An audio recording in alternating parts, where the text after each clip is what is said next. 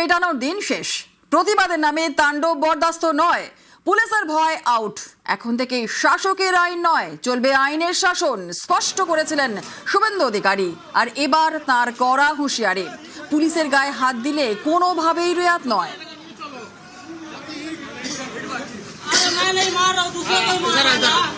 পুলিশের সমস্ত বন্ধুদের বলবো, বিএনএস যা বলেছে, আপনাকে ট্রেনিং পিরিয়ডে যা বলেছে, আপনার সুপিরিয়র যা অর্ডার দেবে অন স্পট আপনি চিন্তামুক্ত হয়ে করবেন।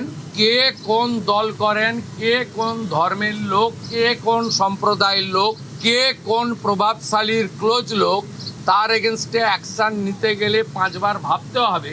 আপনারা এই চিন্তা মুক্ত করুন। আর পার্ক সার্কাস সহ যেখানে যেখানে বিগত দিনে এই ধরনের ঘটনা ঘটিয়েছেন, আপনারাও কান খুলে শুনে রাখুন, এটা আপনাদের শেষ ঘটনা। এরপরে আর কোনো এই ধরনের অ্যাকশন আমরা করতে দেব না। যদি করেন, আমার থেকে খারাপ কোনো পুলিশ মন্ত্রী হবে না। এই পুলিশ ভয় পাবে না, কড়া বার্তা নতুন সরকারের। গতকাল পার্ক সার্কাসের প্রতিবাদের নামে তাণ্ডব, ব্যাপক উত্তেজনা, বেআইনি নির্মাণ ভাঙায় বিক্ষোভ পার্ক সার্কাসে। জমায়েত হঠাতে পুলিশি অনুরোধেও অনড় বিক্ষোভকারীরা। ইট বৃষ্টি, ধাক্কাধাক্কিতে জখম আধা সেনা এবং 3 পুলিশ কর্মী। আধা সেনা এবং পুলিশ পেটানোয় ইতিমধ্যেই গ্রেফতার 40। তো হঠাৎ করে কিছু লোককে জড়ো করে ধর্মীয় স্লোগান দিয়ে পাথর ছোড়া শ্রীনগরেও বন্ধ হয়ে গেছে। আমার মনে হয় পশ্চিমবঙ্গে বা কলকাতাতে এটাও বন্ধ হওয়ার খুব দরকার রয়েছে। আর আমাদের যে এন্টার ফোর্স কালকে এত ভালো কাজ করেছেন, বড় ল অ্যান্ড অর্ডার ক্যাজুয়ালিটির হাত থেকে মানুষজনকে বাঁচিয়েছেন, তাদেরকেও আমি সাপোর্ট দিতে এসেছিলাম। আপনারা কাজ করবেন ভয়মুক্ত হয়ে।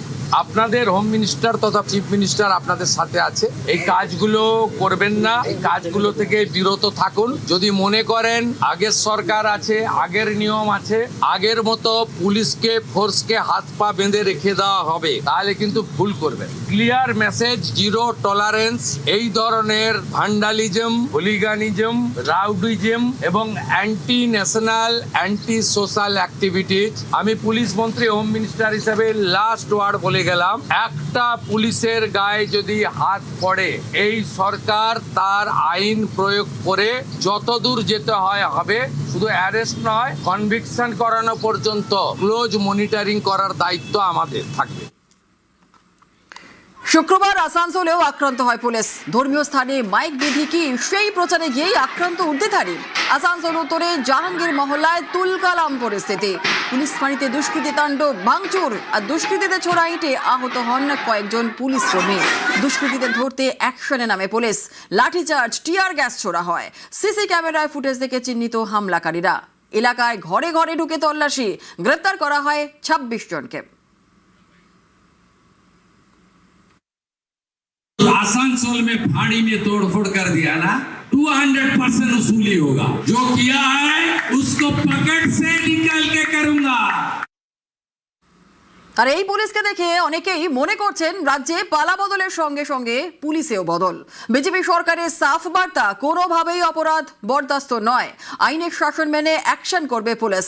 সেই মতোই আসানসোলের ঘটনায় গ্রেফতার। कलकत्ता पुलिस का स्ट्रेंथ और मॉडर्नाइजेशन, इंफ्रास्ट्रक्चर, लॉजिस्टिक सपोर्ट, ये सब हम लोग विद इन 6 मंथ अब देख लेना, कलकत्ता पुलिस सबसे अच्छा पुलिस बन जाएगा।